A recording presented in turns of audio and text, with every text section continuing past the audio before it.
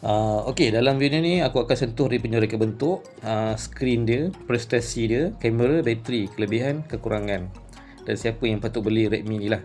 So kalau korang tengah survey phone yang harga murah bawah 500-600, yang ni mungkin masuk dalam list korang.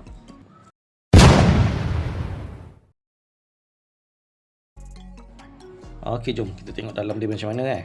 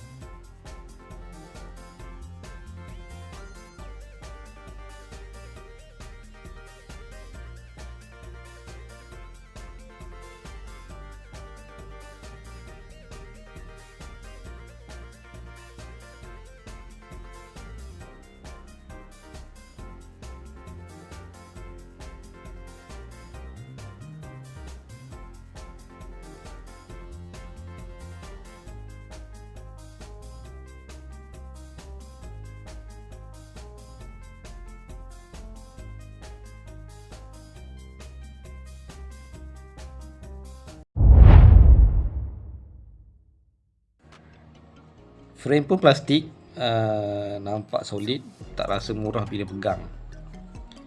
Okey, belakang kamera dia pula kemas.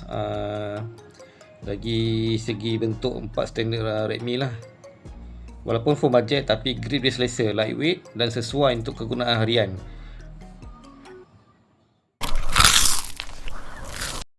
Yes, ini pun yang ramai akan suka lah. Walaupun phone budget dia, dia bagi 90Hz. So scrolling dia lebih smooth lah. Dari segi kecerahan, skrin dia cukup untuk indoor. Bila outdoor, bawah matahari terik, korang kena naikkan brightness maksimum lah. So dalam bilik ni kita guna yang separuh je lah, tak perlu nak maksimum.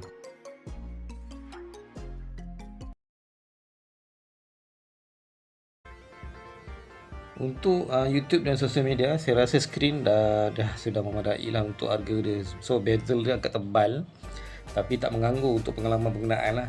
Okay, kita try buka YouTube.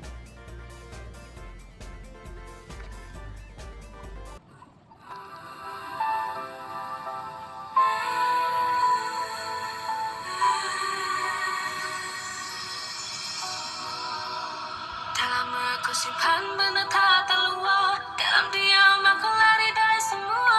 Bukan pengecut cuma dah terlalu jenuh. Nak terangkan pun takkan orang faham sungguh. Aku senyum tapi dalam hati runtuh. Bila sorang-sorang baru rasa batu rapuh. Hilang arah, pura-pura steady. Dalam gelap aku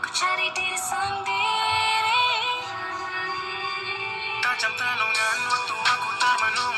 Hingga tak sedar air mata terapung. Banyak berfikir walaupun hati kosong.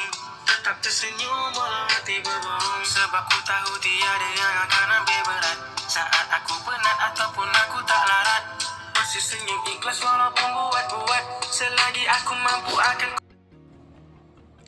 Redmi 15 ini dijana dengan chipset MediaTek Helio G36, RAM 4GB ataupun 6GB termasuk RAM expansion bergantung model, storage 64GB ataupun 128GB, slot micro SD. Dari segi prestasi, untuk penggunaan harian seperti WhatsApp, TikTok, YouTube, browsing, semua boleh berjalan lah, kecuali kalau nak multitask, jangan banyak sangat tengok.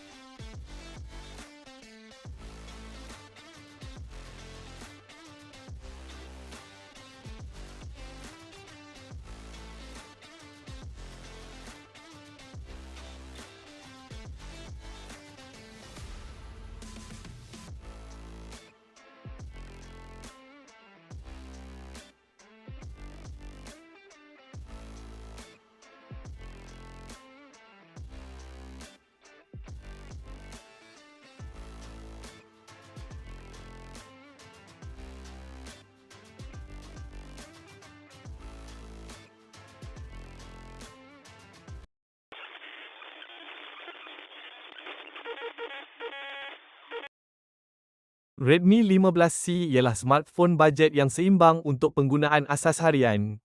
Dengan skrin 90Hz, bateri besar, dan kamera yang okey, dia memang mampu bagi pengalaman yang memuaskan untuk pengguna biasa. Kalau korang perlukan prestasi dan kamera lebih baik, mungkin kena naik model. Itu sahaja untuk kali ini, terima kasih.